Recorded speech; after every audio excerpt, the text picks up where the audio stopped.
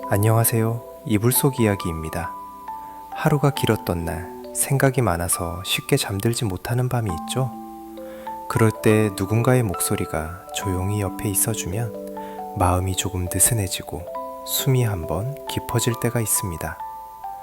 이 채널은 그런 밤을 위해 준비된 이야기 채널이에요. 여러분의 밤잠이 설칠 때 틀어두면 숙면에 도움이 되도록 톤은 차분하게, 하지만 막상 듣기 시작하면 잠들기 아까울 정도로 흥미가 따라오도록 사건의 큰 흐름을 이야기로 풀어드리는 곳입니다. 오늘도 너무 빠르지 않게, 너무 자극적이지 않게, 대신 끝나면 머릿속에 정리가 남는 방향으로 함께 걸어가 보겠습니다. 오늘의 이야기는 적벽대전입니다. 삼국지의 한 장면처럼 익숙한 이름이죠. 동남풍, 화공, 조조의 대군, 그리고 손권과 유비의 연합. 사람들은 결국 이 이야기가 듣고 싶어서 이곳으로 오니까 오늘은 시간 흐름을 따라 전쟁의 장면도 충분히 길게 보여드릴 겁니다. 다만 한 가지를 함께 붙여볼게요. 왜 그 장면이 가능했는지, 전투가 시작되기 전부터 대군이 약해지는 방식이 어떻게 쌓였는지, 그걸 알면 불꽃은 더 선명해지고 이야기는 더 오래 남습니다. 오늘은 3가지 질문으로 정리합니다. 왜 시작됐나? 어떻게 흘러갔나? 무엇이 남았나? 이 3가지를 따라가다 보면 적벽대전이 불로만 기억되는 이유가 아니라 왜 그 불이 마지막 장면이 될 수밖에 없었는지도 조용히 정리될 거예요. 그런데 시작하기 전에 오늘의 마지막 장면을 아주 잠깐만 먼저 들려드릴게요. 너무 자세히는 말하지 않겠습니다. 결말을 망치고 싶진 않으니까요. 강 위에서 불빛이 번집니다. 처음엔 작은 점 하나처럼 보이다가 갑판의 경계선을 따라 조용히 길게 이동하죠. 불빛이 커질수록 이상한 건 사람들의 소리가 커지는 게 아니라 오히려 명령이 잘 들리지 않는다는 겁니다. 큰 군대는 원래 소란스러울 것 같지만 진짜 무너질 때는 잠깐, 아주 잠깐 더 조용해집니다. 그 조용함이 지나고 나서야 군대는 싸움이 아니라 빠져나가는 일을 하게 됩니다. 이게 오늘의 마지막 장면입니다. 그리고 오늘 이야기에서 중요한 건 불이 붙는 순간보다 그 불이 결말이 되도록 만들어진 시간들입니다. 전쟁은 적과 싸우는 것처럼 보이지만 때로는 자기 자신과 싸우는 일이 먼저 시작되거든요. 컨디션과 싸우고, 계절과 싸우고, 낯선 땅에서 버티는 법을 배우는데 실패하면 전투는 마지막에 아주 짧게 결정처럼 찾아옵니다. 이제 다시 처음으로 돌아가 보죠. 겨울의 강은 생각보다 조용합니다. 물결은 크지 않고 소리는 멀리서부터 먼저 도착하죠. 이 전쟁의 무대는 강입니다. 강은 배경이 아니라 규칙입니다. 땅 위에서 강한 군대가 물 위에서도 그대로 강하리라는 보장은 없습니다. 말을 잘 타는 군대가 배를 잘 모는 군대가 되는 데에 시간이 필요하죠. 그리고 그 시간은 전쟁에서 가장 비싼 자원입니다. 계절은 겨울입니다. 춥고 젖고 말라야 할 것들이 잘 마르지 않는 계절. 병사들의 손끝과 발끝이 무뎌지는 계절. 여기서 전쟁은 검과 창의 싸움만이 아니라 잠을 지키는 싸움이 되기도 합니다. 밤이 길어지고 작은 누수들이 조용히 쌓입니다. 그 누수는 어느 순간 눈에 띄는 결과로 바뀌어 나타납니다. 이제 사람들을 만나야겠죠? 오늘 이야기의 중심에는 3개의 욕망이 있습니다. 하나는 통일을 끝내고 싶었던 욕망, 하나는 살아남아 자립하고 싶었던 욕망, 마지막 하나는 무너진 자리에서 발판을 잡고 싶었던 욕망. 이 3 욕망은 서로를 미워해서가 아니라 서로의 필요가 충돌해서 싸우게 됩니다. 누군가는 멈출 수 없었고, 누군가는 물러설 수 없었고, 누군가는 이 틈에서 살아야 했습니다. 여기서 조용한 질문 하나만 던져볼게요. 전쟁에서 가장 먼저 무너지는 건 적일까요? 아니면 내 군대의 몸과 마음일까요? 오늘의 적벽대자는 그 질문에 대한 대답처럼 흘러갑니다. 우리가 흔히 하이라이트라고 부르는 장면들, 불이 번지고 배치가 무너지고 태강로가 꼬이는 그 순간은 갑자기 생겨난 일이 아닙니다. 그 전에 이미 대군이 약해지는 방식이 차곡차곡 쌓여 있었죠. 그래서 오늘은 전투 장면도 충분히 길게 따라가되 그 전투가 왜 그런 모양으로 벌어질 수밖에 없었는지 시간의 흐름을 함께 붙여보겠습니다. 자, 이제 본격적으로 첫 번째 질문으로 들어가 보죠. 왜 시작됐나? 조조는 왜 멈추지 못했을까요? 그에게 통일은 목표이기도 했지만 어쩌면 시간표였는지도 모릅니다. 다음 장에서는 그 시간표가 어떻게 만들어졌는지부터 천천히 정리해 보겠습니다. 그리고 그 시간표가 강 위에서 어떤 빛이 되어 돌아오는지도요. 2장 조조의 시간표. 통일은 목표가 아니라 일정이었다. 적벽으로 가는 길은 사실 강에서 시작되지 않습니다. 강 위에서 불이 번지기 훨씬 전 조조의 머릿속에서 먼저 한 장의 달력이 만들어졌습니다.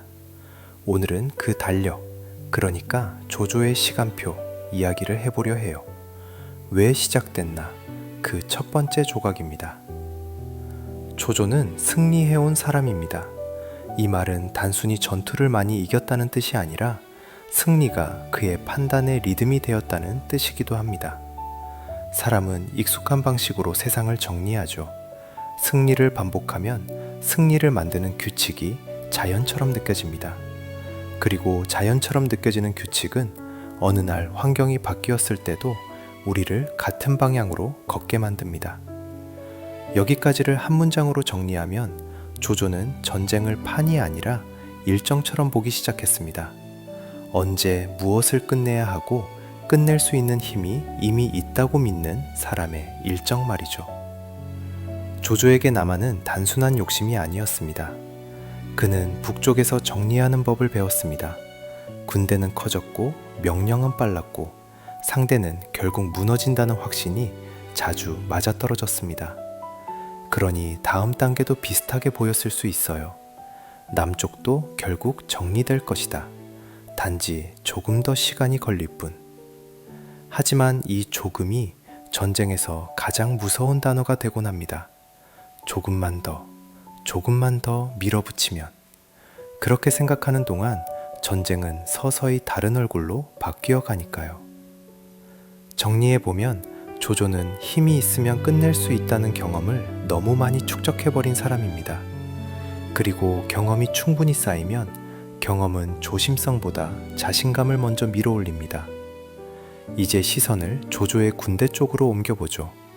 큰 군대는 늘 두 개의 얼굴을 갖습니다.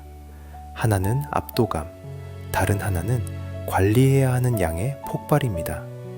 병사 수가 늘면 밥이 늘고, 밥이 늘면 길이 늘고, 길이 늘면 속도가 느려집니다. 속도가 느려지면 그 사이에 변수가 늘죠. 날씨, 질병, 기강, 소문, 피로. 큰 군대는 강하다는 말로 요약되지만 사실은 강함을 유지하는 일이 어렵다는 말과 함께 붙어 다닙니다. 조조는 이 유지의 문제를 알고 있었을 겁니다.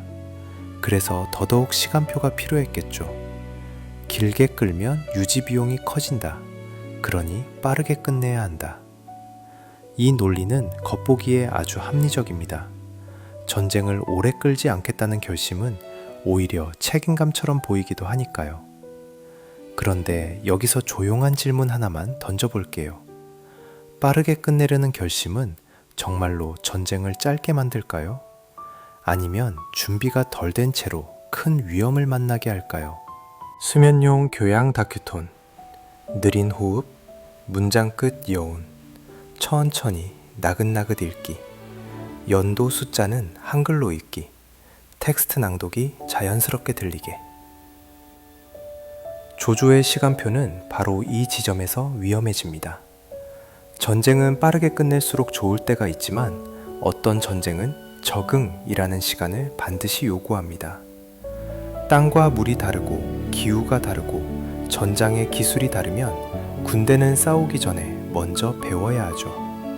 그런데 달력에 적힌 일정은 배움의 시간을 비워주지 않습니다. 적응을 나중에로 미루게 만듭니다. 여기까지를 한 문장으로 정리하면 조조는 남쪽을 정리할 대상으로 봤고 남쪽은 조조를 적응을 요구하는 환경으로 맞이했습니다. 그 둘은 같은 세계를 보고 있지 않았던 거예요.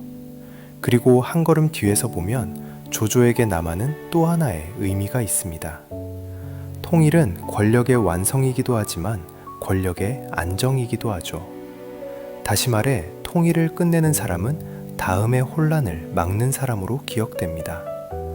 조조는 단지 이기고 싶었던 게 아니라 질서를 완성한 사람으로 남고 싶었을지도 모릅니다. 이건 욕심이라기보다 끝내야 한다는 압박에 가깝습니다. 끝내지 못하면 언젠가 다시 흔들릴 테니까요. 권력은 늘 다음 흔들림을 상상합니다. 이 지점에서 조조의 욕망을 한 줄로 정리해보면 이렇게 됩니다. 조조가 원한 건 남쪽의 땅이 아니라 마지막 장면의 주인공이 되는 것이었습니다. 모두가 그를 통해 정리되었다고 말하는 그 장면 말이죠. 하지만 전쟁은 한 사람의 달력대로 움직여주지 않습니다. 이제 아주 작은 전장 장면을 잠깐만 그려볼까요? 큰 군대가 남하할 때는 소리가 먼저 옵니다. 발자국 소리라기보다는 짐수레바퀴가 바닥을 긁는 소리, 말들이 숨을 몰아쉬는 소리, 강을 바라보며 멈춰선 병사들이 갑판을 상상하는 소리 같은 것들이죠. 군대는 가는 곳마다 풍경을 바꿉니다. 밭이 길이 되고 길이 야영지가 되고 야영지가 다시 길이 됩니다. 그 사이사이 병사들은 잠을 조금씩 잃습니다. 잠을 잃으면 감정이 먼저 날카로워지고 몸이 그 다음에 무거워지죠. 큰 군대는 그 무거움을 감추기 위해 더 큰 구호와 더 많은 명령을 필요로 합니다. 그럴수록 현장은 조용해집니다. 사람들이 말이 아니라 움직임으로만 버티기 시작하니까요. 정리해보면 조조의 시간표는 강점이면서 동시에 약점입니다. 빠르게 끝내려는 의지, 유지 비용을 줄이려는 계산, 질서를 완성하려는 욕망. 이 세 가지는 모두 합리적으로 보이지만 그 합리함이 환경 앞에서 어떤 비용으로 바뀔지 아직 계산하지 못한 채 앞으로 나아가게 만듭니다. 자, 이제 두 번째 조각으로 넘어가야겠죠? 조조가 멈추지 못했다면 남쪽은 왜 버틸 수 있었을까요? 송건은 왜 항복이라는 쉬운 길이 아니라 버틴다는 어려운 길을 선택하려 했을까요? 다음 장에서는 송건의 회의로 들어가 보겠습니다. 전투보다 먼저 치열했던 군마 간의 말들과 침묵, 그 속에서 연합이라는 결정이 어떻게 태어나는지 천천히 하지만 흥미롭게 따라가 보죠. 3장 손권의 회의와 결단. 연합은 전투보다 먼저 시작된다. 조조의 시간표가 남쪽으로 내려오고 있을 때 남쪽은 그 시간표를 그대로 받아 적지 않습니다. 받아 적는 대신 찢어버릴지 접어둘지 아니면 다른 종이를 꺼낼지를 두고 먼저 안에서 싸우기 시작하죠. 이제 시선을 손권의 진영으로 옮겨보겠습니다. 적벽대전의 전쟁 장면은 강 위에서 벌어지지만 전쟁의 첫 번째 고비는 군막 안, 회의의 공기 속에서 만들어집니다. 큰 군대가 다가올 때 사람들은 대체로 두 가지 목소리로 갈라집니다. 하나는 저항해봤자 소용없다는 목소리, 다른 하나는 지금 물러서면 끝이다 라는 목소리. 둘 다 겁에서 출발하지만 겹쳐지는 지점은 다릅니다. 전자는 당장의 피해를 줄이려 하고 후자는 앞으로의 생존을 지키려 하죠. 손권에게 중요한 건 전쟁을 이기는 것보다 계속 살아남는 것이었습니다. 여기까지를 한 문장으로 정리하면 손권의 전쟁은 적을 쓰러뜨리는 전쟁이 아니라 자기 체제를 끊기지 않게 하는 전쟁이었어요. 군막 안의 풍경을 한번 떠올려 봅시다. 밖은 겨울입니다. 바람이 얇은 천막을 흔들고 기름 등잔의 불꽃이 아주 작게 떨리죠. 사람들은 가끔 크게 말하지 않습니다. 큰 소리를 내기엔 이미 외부의 압력이 너무 커서 말이 부딪히는 소리만으로도 불안이 증폭되거든요. 누군가는 항복을 말합니다. 항복이란 단어는 비겁하게 들리지만 사실은 아주 현실적인 계산이기도 합니다. 지금 당장 사람을 살릴 수 있고 건물을 지킬 수 있고 불필요한 파괴를 막을 수 있다는 계산. 전쟁이 시작되면 돌아오지 않는 것들이 너무 많으니까요. 하지만 다른 누군가는 저항을 말합니다. 저항은 용맹함으로 들리지만 사실은 또 다른 현실적 계산입니다. 한번 굴복하면 다음에는 무엇을 지킬 수 있을지 확신할 수 없다는 계산. 오늘은 사람을 살릴 수 있어도 내일은 선택권을 잃을 수 있다는 계산 말이죠. 정리해보면 군마 간의 싸움은 감정의 싸움이 아니라 미래의 형태를 두고 벌어진 싸움입니다. 어떤 형태로 남을 것인가? 이게 손건이 듣고 있던 진짜 질문이었을 겁니다. 여기서 조용한 질문을 하나 던져볼게요. 전쟁에서 더 무서운 건 패배 자체일까요? 아니면 선택권을 잃는 것일까요? 손건은 젊은 지도자였습니다. 젊음은 흔히 충동으로 이야기되지만 또 한편으로는 결정해야 하는 시간이 짧다는 뜻이기도 해요. 사람들이 서로를 설득하고 의심을 걷어내고 하나의 방향으로 정리되는 데엔 시간이 필요합니다. 하지만 조조의 시간표는 남쪽에게 시간을 주지 않죠. 그래서 손건의 결단은 천천히 준비된 결단이라기보다 서둘러 모아진 결단이었을 가능성이 큽니다. 서둘러 모아진 결단은 늘 비용을 남깁니다. 나중에 그 비용은 우리가 그때 왜 그렇게 했지? 라는 말로 돌아오곤 하죠. 이제 한 걸음 뒤에서 손건이 가진 선택지를 딱 세 장면으로 나눠볼까요? 첫째, 그냥 굴복한다. 조조의 질서 안으로 들어가서 표면적으로는 안전을 확보한다. 하지만 그 안전이 내 것인지 남이 준 것인지는 불분명해집니다. 둘째, 혼자 싸운다. 외부의 도움 없이 버텨본다. 하지만 혼자 버틴다는 건 정면으로 대군을 받아내겠다는 뜻이고 그건 단지 용기만으로 되는 일이 아닙니다. 셋째, 연합한다. 혼자 싸우지 않고 싸움의 모양을 바꾼다. 그리고 이 세 번째 선택은 전투의 기술이 아니라 정치의 기술을 필요로 합니다.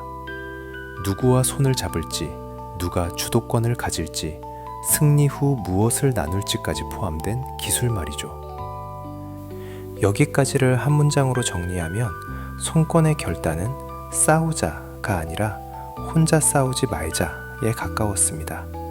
이건 겁이 많아서가 아니라 살아남는 방식이 전투력만으로 완성되지 않는다는 걸 알고 있었기 때문일 수도 있어요.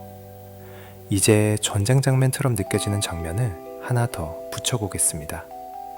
회의가 길어질수록 사람들은 점점 말의 내용보다 말하는 방식을 보게 됩니다. 목소리가 흔들리는지, 눈을 피하는지, 침묵을 얼마나 오래 견디는지. 군막 안에서의 침묵은 강 위의 정찰만큼이나 중요합니다. 침묵은 불확실함을 숨기지 못하거든요. 그리고 그 불확실함을 숨기지 못하는 사람의 말은 대체로 급해집니다. 급해진 말은 상대에게 이 사람은 겁을 먹었구나 라는 힌트를 줍니다. 전쟁은 이런 힌트들이 모여서 방향을 만듭니다.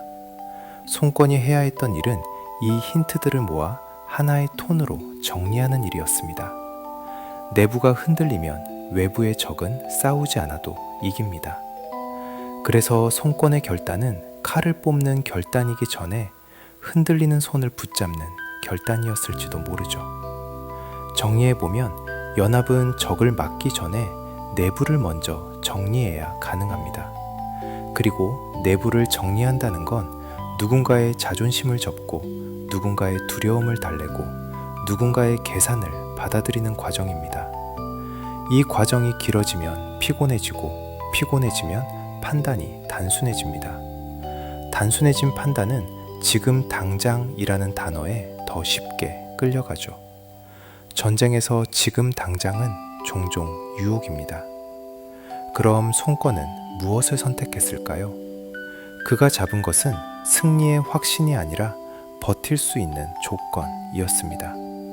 즉, 이 전쟁을 한 번의 결투로 만들지 않고 자신에게 유리한 형태로 바꾸는 조건. 그 조건 가운데 가장 큰 것은 바로 연합의 성립입니다. 하지만 연합에는 늘 그림자가 있습니다. 공짜로 오는 연합은 없습니다. 연합은 언제나 당신이 필요한 만큼 나도 당신이 필요하다는 거래이고, 거래는 전쟁이 끝난 뒤에 반드시 정산됩니다. 지금은 손을 잡아야 살아남지만 나중에는 그 손이 서로를 조이는 손이 될 수 있죠. 여기서 마지막으로 질문 하나만 더 남겨볼게요. 적이 앞에 있을 때 맺은 약속은 적이 사라진 뒤에도 같은 무게로 남아있을까요? 이제 다음 장으로 넘어가겠습니다. 손권이 혼자 싸우지 않겠다는 결단을 내리려면 연합의 마지막 퍼즐이 필요합니다. 그 퍼즐이 바로 유비입니다. 다음 장에서는 무너진 자리에서 발판을 찾던 유비가 어떻게 연합의 이유가 되어 들어오는지, 군막의 말과 침묵이 어떻게 거래로 바뀌는지 천천히 따라가 보죠. 4장. 유비가 연합의 이유가 되다.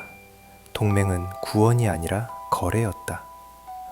손권이 혼자 싸우지 않겠다는 결단을 향해 기울어갈 때 연합은 거의 완성된 것처럼 보입니다. 하지만 연합은 사람 수를 채운다고 완성되지 않습니다.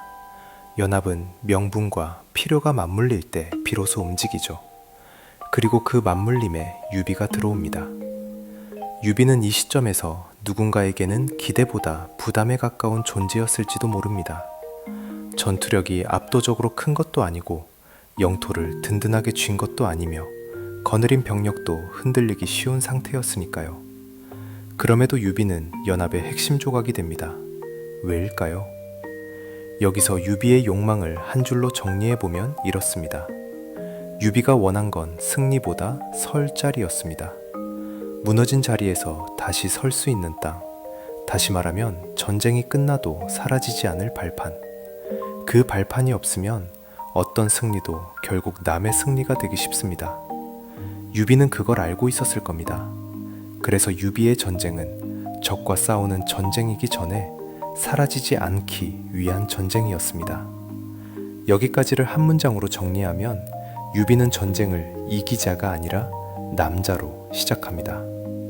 이제 시선을 유비가 처한 상황으로 옮겨보죠.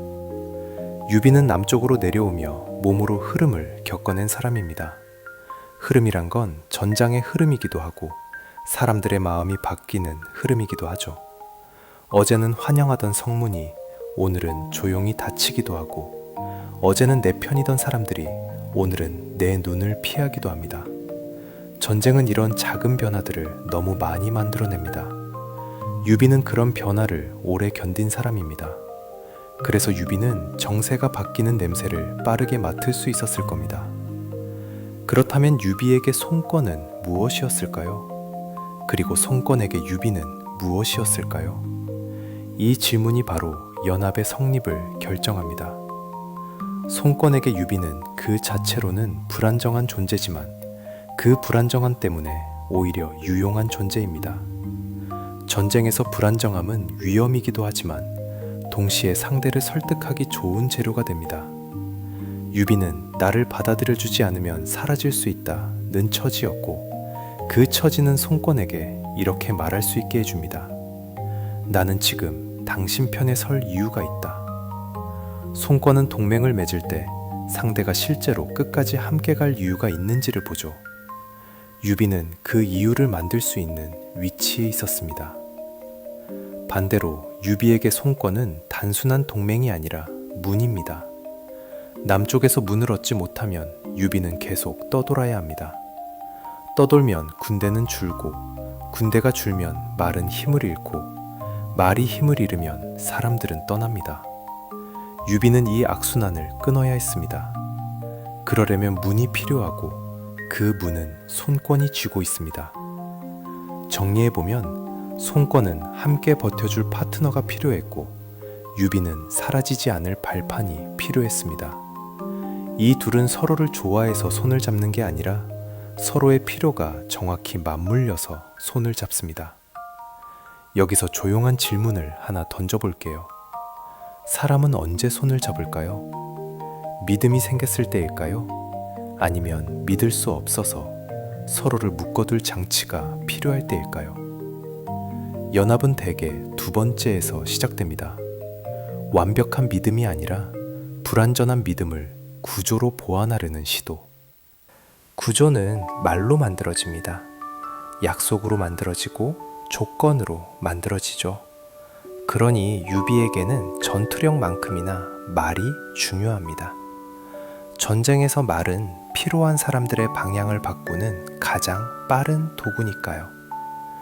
이제 전쟁 장면처럼 들리는 장면을 하나 그려보겠습니다.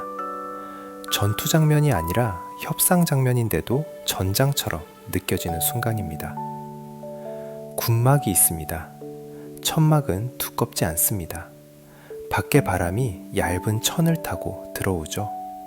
그리고 천막 안에는 등잔이 있습니다. 등잔의 불은 밝지 않습니다.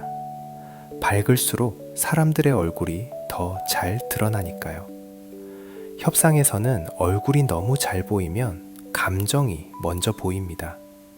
감정이 먼저 보이면 말은 힘을 잃죠. 말은 천천히 나옵니다. 누군가 말을 꺼내면 다른 누군가는 바로 대답하지 않습니다. 대답을 서두르면 우리는 급하다는 신호가 되거든요. 급한 사람은 값이 떨어집니다. 이건 전쟁에서도 똑같습니다. 급한 군대는 무리하고 무리하는 군대는 지칩니다. 지친 군대는 결국 실수를 하죠. 그러니 군막 안에서도 사람들은 최대한 느리게 말합니다.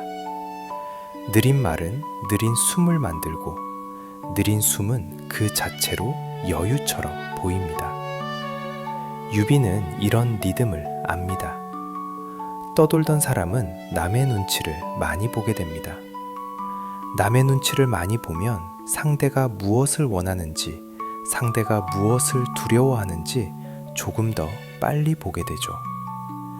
유비는 아마도 손권이 두려워하는 것이 단순히 조조의 군대가 아니라 혼자 남는 것이라는 걸 봤을 겁니다. 손권은 강하지만 혼자 서면 흔들릴 수 있습니다. 그래서 유비는 이렇게 말할 수 있죠. 당신은 혼자가 아니다. 이 말은 위로가 아니라 동맹의 조건입니다. 당신이 혼자가 아니게 해줄 테니 나도 혼자가 아니게 해달라는 조건 말이죠. 여기까지를 한 문장으로 정리하면 유비는 연합의 전투력이 아니라 필요성을 공급했습니다. 연합이 왜 필요한지, 연합이 없으면 무엇이 무너지는지 그 이유를 가장 설득력 있게 보여줄 수 있는 사람이었으니까요. 하지만 이 지점에서 연합의 그림자도 함께 커집니다. 동맹은 지금의 위험을 줄여주지만 미래의 갈등을 예약합니다. 왜냐하면 연합이 성립한 순간부터 전쟁의 목적이 하나가 아니라 둘이 되고 둘이 아니라 셋이 되기 때문입니다. 손권은 살아남고 싶고 유비는 설 자리를 원하고 그리고 그 사이에서 주유 같은 인물은 현장을 이겨야 합니다. 목표가 조금씩 다르면 승리의 정의도 달라지죠. 정리해보면 연합은 같은 꿈이 아니라 다른 꿈들이 잠시 같은 방향을 보는 상태입니다. 이 상태는 강력하지만 오래 유지되기 어렵습니다. 그래서 연합은 보통 짧고 강한 순간을 만들어내고 그 뒤에 길고 복잡한 정산을 남깁니다. 여기서 조용한 질문 하나를 더 남겨볼게요. 전쟁을 함께 이긴 사람들은 전쟁이 끝난 뒤에도 같은 편일까요? 아니면 그때부터 승리의 의미를 두고 싸우게 될까요? 자, 이제 연합의 퍼즐은 맞춰졌습니다. 조조의 시간표는 멈추지 않았고 송권은 혼자 싸우지 않기로 했고 유비는 발판을 위해 연합의 이유가 되었습니다. 다음 장에서는 드디어 무대를 강 위로 옮겨보겠습니다. 본격적인 대치가 시작됩니다. 정찰이 오가고 작은 충돌이 생기고 눈에 보이지 않는 누수들이 쌓입니다. 큰 전투가 터지기 전 전쟁이 어떻게 이미 시작되어 있었는지를 강 위의 시간 흐름으로 길게 따라가 보죠. 5장 대치 강 위에서 서로를 재는 시간. 연합이 성립했다고 해서 전쟁이 곧바로 불꽃으로 넘어가진 않습니다. 오히려 그 다음에 찾아오는 건 길고 조용하고 피곤한 시간이에요. 서로를 재는 시간. 강 위에서 바람과 물결을 함께 견디는 시간. 그리고 이 시간이 적벽대전의 성격을 결정합니다.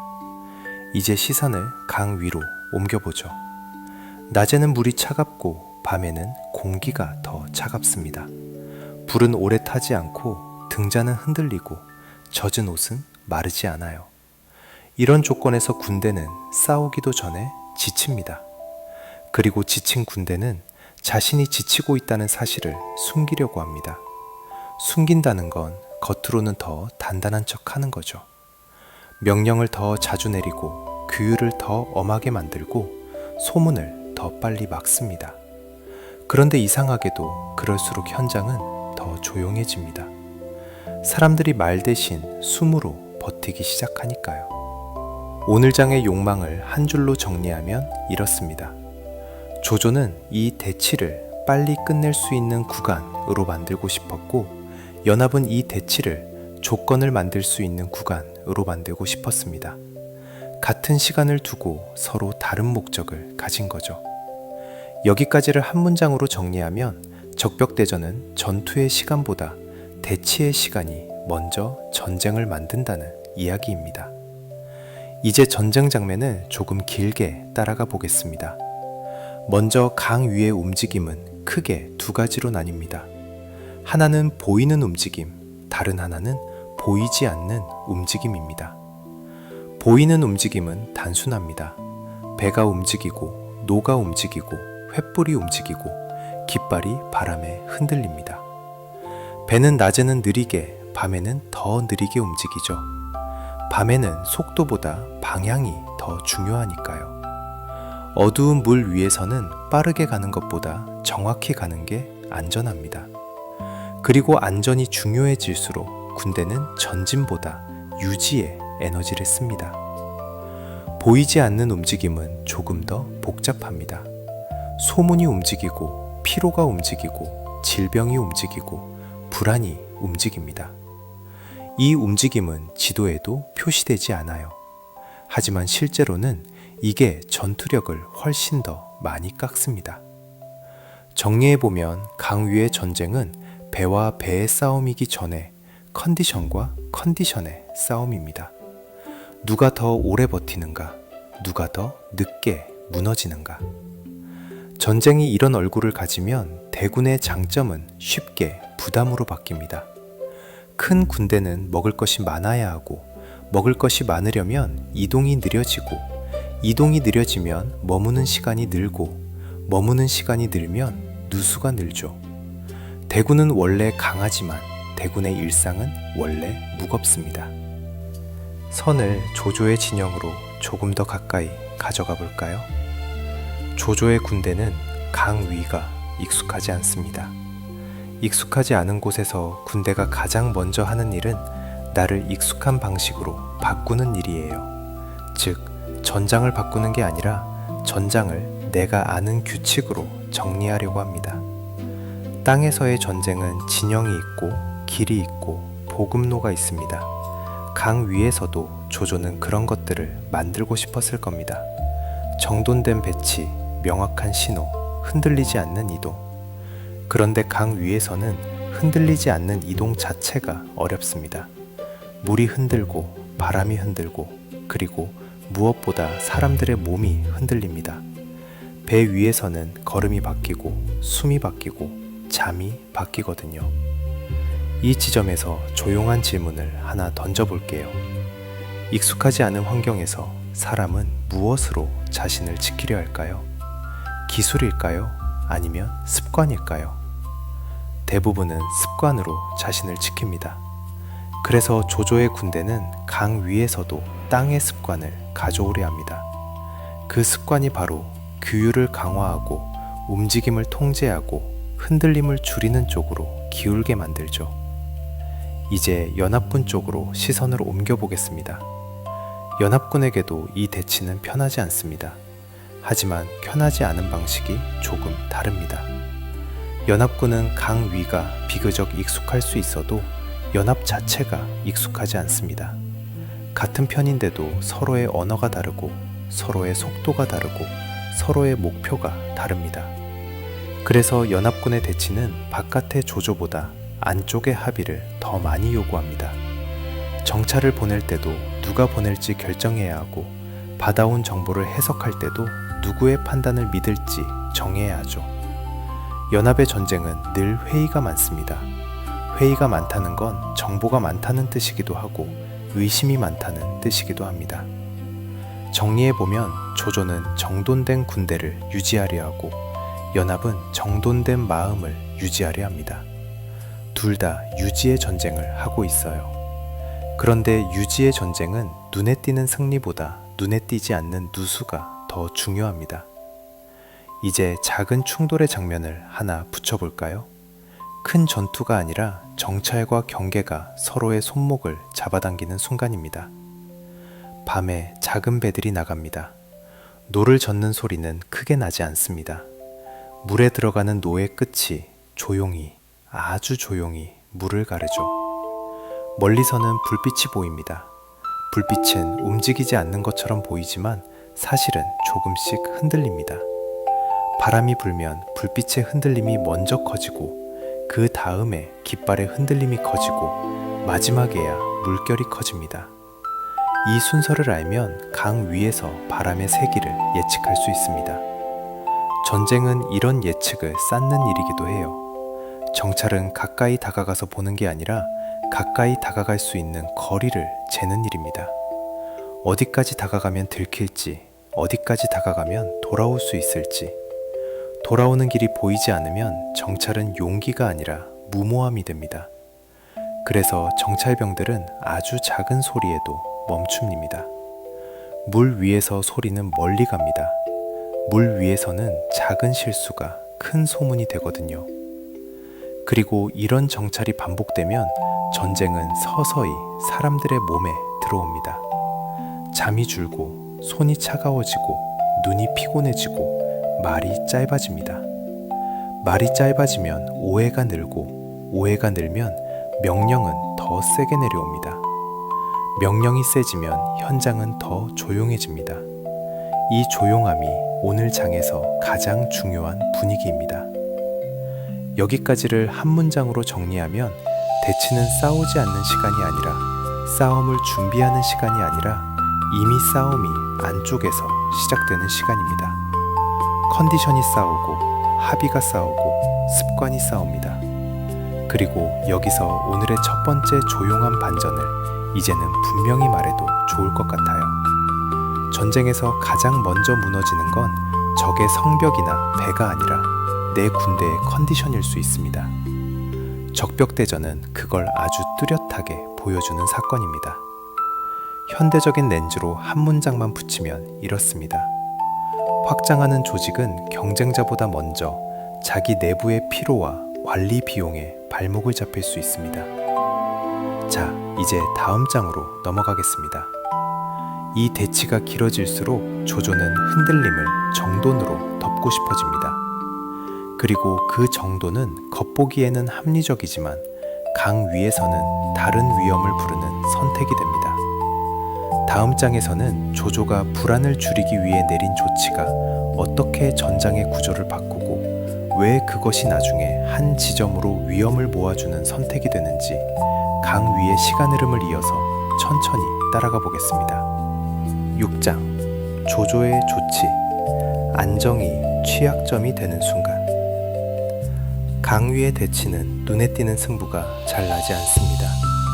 그래서 사람들은 눈에 띄는 것을 만들고 싶어지죠. 전쟁에서 눈에 띄는 것은 보통 정돈입니다. 줄을 맞추고 질서를 세우고 흔들림을 줄이는 것. 조조는 바로 그 정돈을 원했을 겁니다. 대군이 흔들리면 흔들리는 건 단지 배가 아니라 믿음이니까요. 오늘 장의 욕망을 한 줄로 정리하면 이렇습니다. 조조는 강 위에서 불안을 없애고 싶었습니다. 그리고 그 불안을 없애기 위해 군대를 더 단단히 묶으려 합니다. 여기까지를 한 문장으로 정리하면 6장은 조조가 약점을 메우려다 다른 약점을 만드는 과정입니다. 이제 시선을 다시 조조의 진영으로 가져가 보죠. 강 위에서 병사들이 가장 먼저 느끼는 건 흔들림입니다. 발을 디디는 곳이 움직이고 몸이 반박자 늦게 따라가고 숨이 예전보다 짧아집니다. 땅에서는 달릴 수 있던 사람이 배 위에서는 걷는 것부터 조심스러워지죠. 이 작은 조심스러움이 쌓이면 군대는 느려지고 피곤해지고 예민해집니다. 조조에게 이건 단순한 불편이 아니라 전투력의 누수로 보였을 거예요. 그래서 조조는 합리적인 조치를 고민합니다. 전쟁에서 합리적인 조치는 늘 매력적이죠.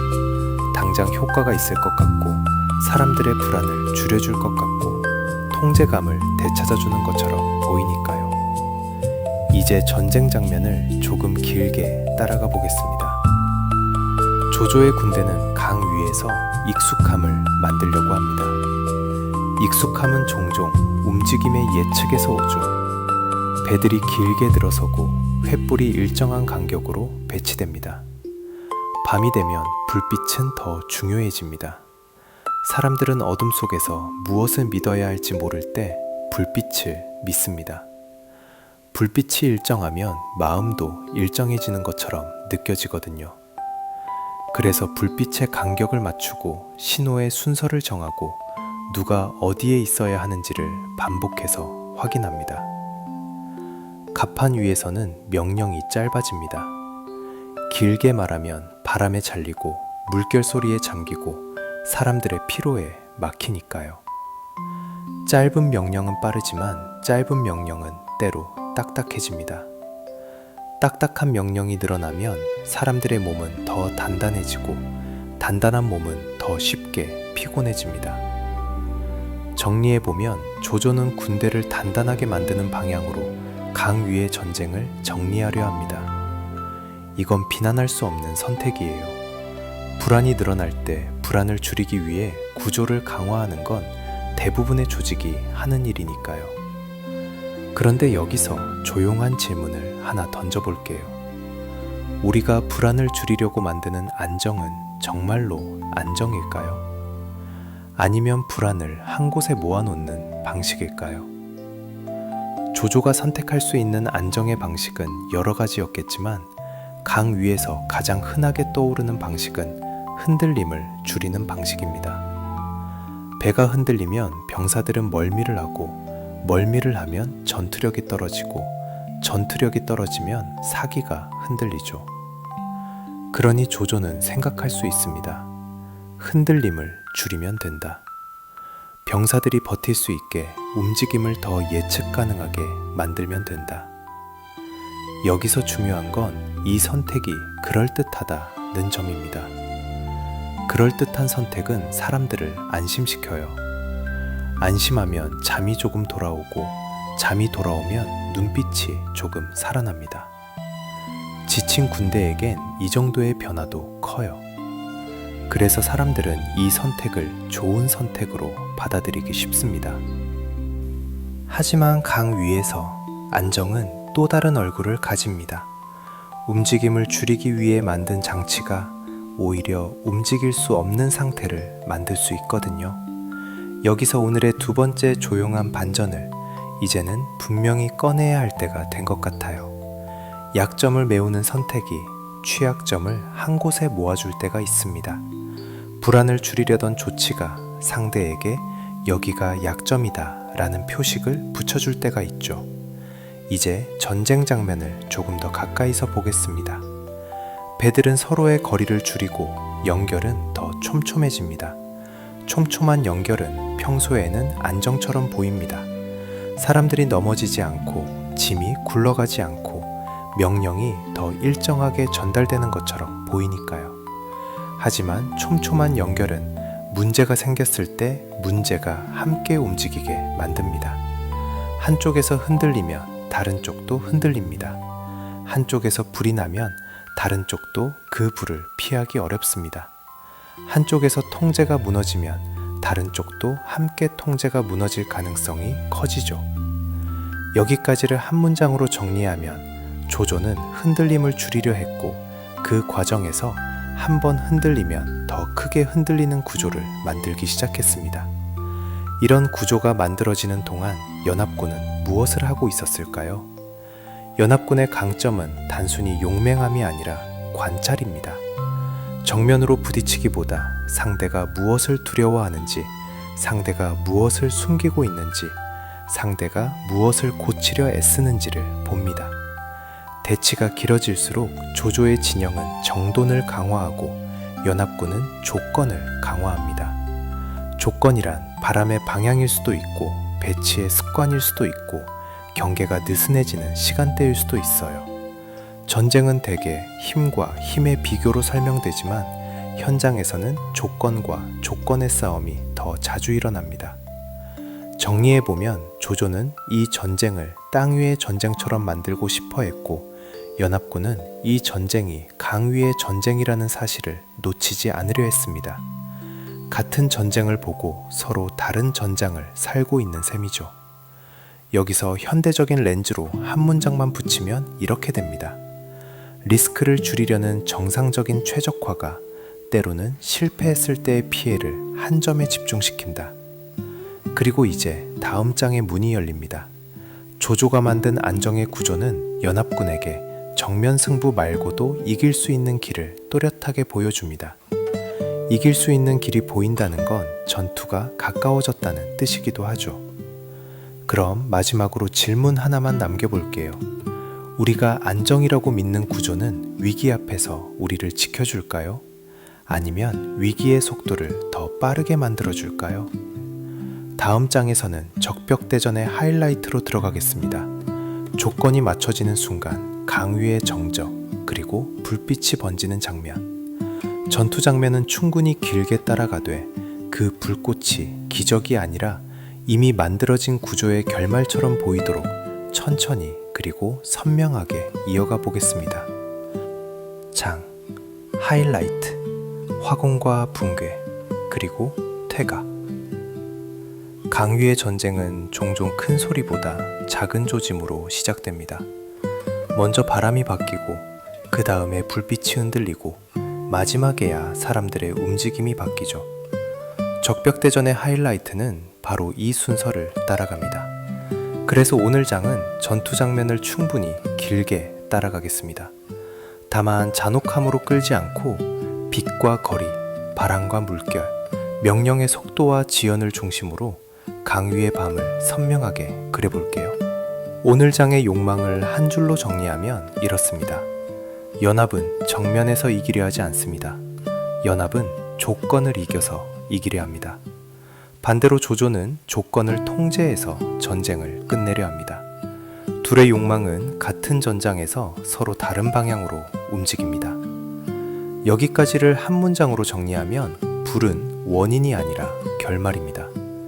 결말을 부른 건 그 전에 쌓인 누수와 구조였습니다.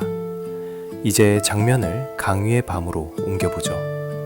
대치가 길어질수록 사람들의 몸은 무거워지고 눈은 빨리 피로해집니다. 밤의 감각은 낮과 다릅니다. 낮에는 멀리 있는 것도 대강 보이지만 밤에는 가까운 곳조차 불확실해집니다. 불확실해지면 사람은 더 자주 확인합니다. 더 자주 확인하면 더 자주 움직이고 더 자주 움직이면 더 자주 지칩니다. 전쟁은 이런 작은 원을 계속 돌게 만들죠. 강 위에서 가장 믿을 만한 건 불빛입니다. 불빛은 여기가 어디인지 알려주고 저기가 어디인지 알려줍니다. 그래서 밤이 깊어질수록 불빛의 배치는 곧 질서가 됩니다. 조조의 진영은 질서를 만들고 싶어 했고 질서를 만들기 위해 불빛을 일정하게 두려 했을 겁니다. 하지만 일정함은 때로는 노출이기도 합니다. 일정한 것은 멀리서도 보이니까요.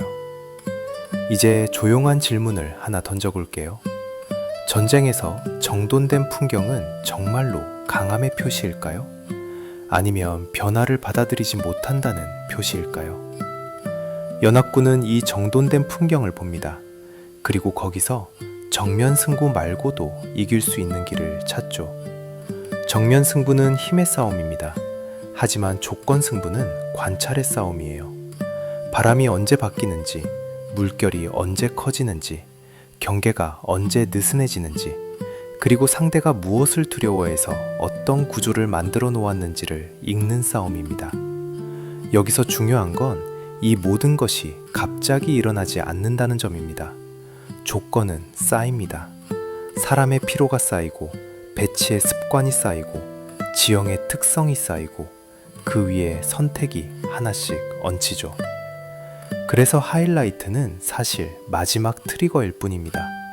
트리거가 당겨질 수 있도록 이미 방아쇠의 위치가 정해져 있었던 거예요. 자, 이제 첫 번째 장면, 전투 직전의 정적부터 따라가 보겠습니다. 강 위의 정적은 완벽한 침묵이 아닙니다. 오히려 작은 소리들이 더 잘 들리는 시간입니다. 노가 물에 들어갔다 나오는 소리, 물방울이 갑판에 떨어지는 소리, 등잔에 심지가 타는 소리, 멀리서 들리는 경계병의 기침 같은 소리. 이런 소리들이 모이면 사람은 더 긴장하기도 하고 더 졸리기도 합니다. 피곤한 긴장감은 잠과 깨어있음의 경계를 흐리게 만들죠. 바람이 불기 시작합니다. 처음에는 작은 흔들림입니다. 깃발이 먼저 흔들리고 불빛이 그 다음에 흔들리고 마지막에야 물결이 흔들립니다. 이 순서를 보는 사람은 바람이 커질지 작을지 감을 잡습니다. 연합군에게 조건은 이런 것들로 만들어집니다. 누군가는 이 바람을 기다리고 있었겠죠. 아주 오래 기다리진 않았을 겁니다. 전쟁에서 기다림은 늘 비용이니까요.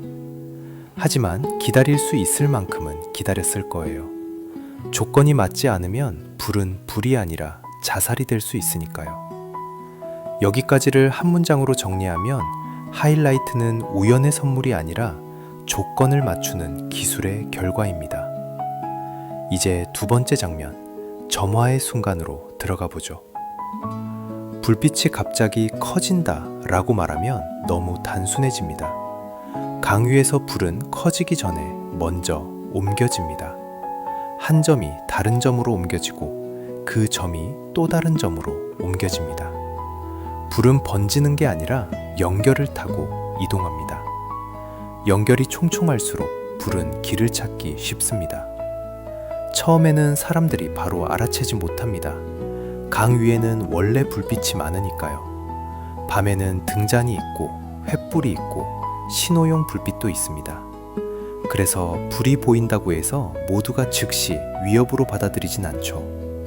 하지만 시간이 조금 지나면 불빛의 성격이 달라집니다. 불빛이 흔들리지 않고 한 방향으로 밀려옵니다. 바람을 타고 물결을 타고 조용히 그리고 빠르게요.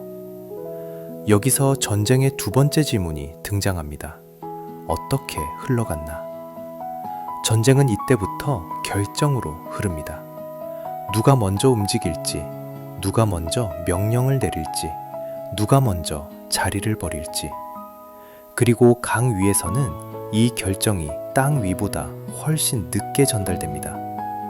바람이 소리를 가져가고 물결이 발을 불안하게 만들고 불빛이 시야를 흔들어 놓으니까요. 명령이 늦어지면 사람들은 스스로 판단합니다. 스스로 판단이 늘어나면 군대는 한 덩어리에서 여러 조각으로 갈라지기 시작합니다. 정리해보면 군대가 무너질 때 가장 먼저 무너지는 건 용기가 아니라 통제입니다.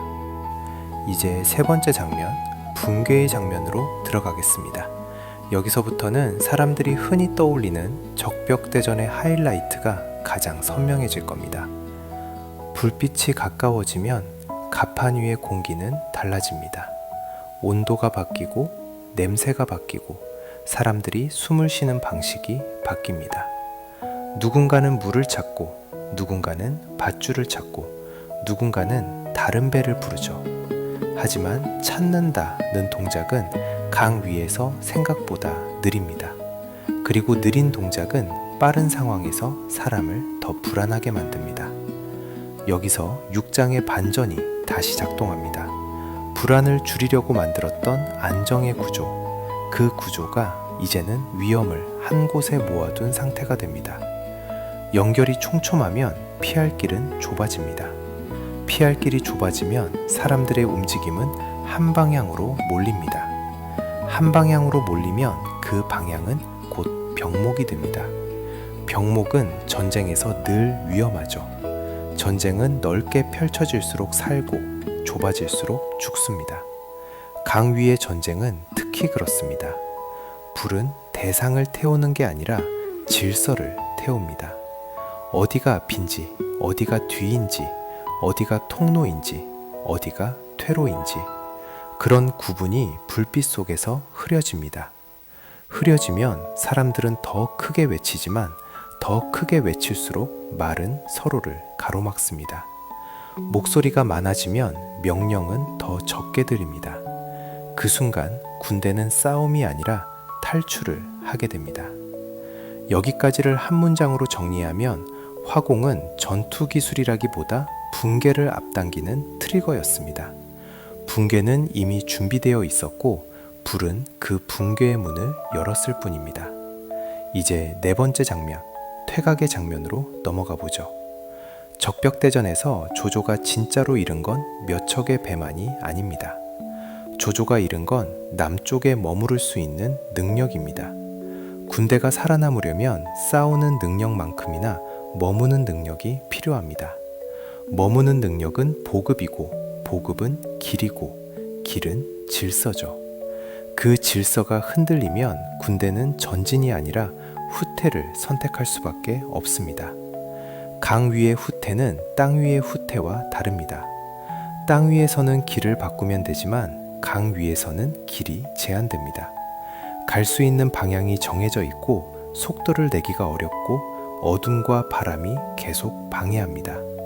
그래서 후퇴는 멀어지는 일이라기보다 버텨내며 밀려나는 일처럼 느껴집니다. 군대는 밀려나면서 뒤를 돌아볼 여유도 잃습니다. 뒤를 돌아볼 여유가 없으면 상황은 더 불확실해지고 불확실해지면 사람들은 더 빨리 지칩니다. 지친 사람들은 가장 가까운 것만 보게 되죠. 가까운 것만 보면 군대는 더 쉽게 흩어집니다. 정리해보면 조조의 패배는 단지 전투의 패배가 아니라 시간표의 패배였습니다. 남쪽을 빠르게 정리하려던 시간표는 강 위에서 컨디션과 조건에 막혔고 그 막힘은 불이라는 장면으로 드러났습니다. 여기서 조용한 질문을 하나 더 남겨볼게요. 우리가 결정적 순간이라고 부르는 장면은 정말로 그 순간에 결정되는 걸까요? 아니면 그 순간이 오기 전 이미 결정되어 있었던 걸까요? 현대적인 렌즈로 한 문장만 붙이면 이렇습니다. 사고처럼 보이는 사건은 대개 작은 누수들이 한 점으로 모이는 순간에 폭발합니다. 자, 이제 전투는 끝났습니다. 하지만 이야기는 끝나지 않았죠. 전쟁은 끝났는데 전쟁이 남긴 결과가 이제부터 시작됩니다. 다음 장에서는 세 번째 질문으로 들어가겠습니다. 무엇이 남았나? 통일은 왜 미뤄졌고 전쟁의 규칙은 어떻게 바뀌었고 우리는 왜 적벽을 이야기로 기억하게 되었는지 전투가 지나간 뒤의 조용한 시간을 따라 여운처럼 정리해 보겠습니다. 8장 남은 것, 통일의 지연, 전쟁의 규칙, 그리고 이야기의 탄생. 불빛은 사라지고 강 위의 소란도 멀어집니다. 전쟁은 종종 이렇게 끝나는 것처럼 보이죠. 하이라이트가 지나가고 남는 건 조용한 새벽의 공기. 하지만 전쟁이 남기는 건 대개 그 새벽부터 시작됩니다. 오늘은 마지막 질문, 무엇이 남았나?로 들어가 보겠습니다. 오늘 장의 욕망을 한 줄로 정리하면 이렇습니다. 적벽 이후 누구도 한 번에 끝내는 시대를 갖지 못합니다. 누군가는 통일을 미뤄야 했고, 누군가는 살아남았지만 빚을 지게 되었고, 누군가는 발판을 얻었지만 그 발판이 또 다른 갈림길이 됩니다.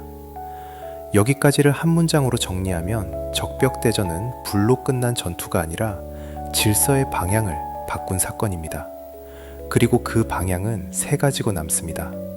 정치의 방향, 전쟁의 규칙, 그리고 기억의 형태. 첫 번째로 남은 것, 정치의 방향, 즉 통일의 지연입니다.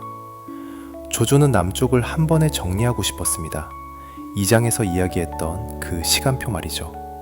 하지만 적벽 이후 그 시간표는 미뤄지는 시간표가 됩니다. 여기서 중요한 건 조조가 단지 한 번 졌다는 사실이 아니라 남쪽에 머무를 수 있는 능력을 잃었다는 사실입니다. 머무를 수 없다는 건 단순히 땅을 못 밟는다는 뜻이 아니라 전선을 유지할 기반이 흔들렸다는 뜻이죠. 전선이 유지되지 않으면 전쟁은 다시 장기전이 됩니다. 장기전이 되면 통일은 목표가 아니라 가정으로 밀려납니다. 언젠가 할 수 있겠지. 하지만 오늘은 아니야. 이렇게요. 정리해보면 적벽대전은 조조가 진 전투가 아니라 조조가 통일을 지금 할 수 없게 된 사건입니다. 이 한 줄이 삼국의 구도를 만들어내는 첫 번째 줄이죠. 남쪽은 살아남았고 북쪽은 멈췄고 그 사이에서 새로운 균형이 만들어집니다.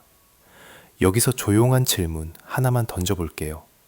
어떤 패배는 왜 되돌릴 수 없는 방향을 만들까요? 전쟁은 다시 하면 될 것 같지만 전쟁이 남기는 방향은 다시 돌리기 어렵습니다. 두 번째로 남은 것, 전쟁의 규칙입니다. 우리는 적벽을 종종 불로 기억합니다. 하지만 적벽이 남긴 진짜 규칙은 불 자체가 아니라 불이 결말이 되는 방식입니다. 즉, 전쟁의 승패는 한 번의 천재적 전술만으로 결정되지 않는다는 것. 컨디션, 보급, 위생, 환경 적응, 그리고 연합의 협상 비용 같은 것들이 서서히 전투력을 깎아내립니다. 여기까지를 한 문장으로 정리하면 적벽대전은 전투의 싸움이 아니라 유지의 싸움이었습니다. 대군이 강한 건 사실이지만 대군을 강하게 유지하는 건 또 다른 기술이죠. 그리고 강 위에서는 그 기술이 더 비싸고 더 느립니다. 조조는 그 비용을 충분히 지불할 시간을 갖지 못했고 연합군은 그 비용이 쌓이는 방향을 읽었습니다. 정리해보면 전쟁의 규칙은 이렇게 바뀝니다. 큰 군대가 이긴다가 아니라 큰 군대가 버틸 수 있는가로요. 정돈이 강함이다가 아니라 정돈이 변화를 견딜 수 있는가로요. 그리고 이 규칙은 오늘날에도 낯설지 않습니다. 무엇이든 빠르게 확장하면 경쟁자보다 먼저 내부의 피로가 문제를 만들 수 있으니까요.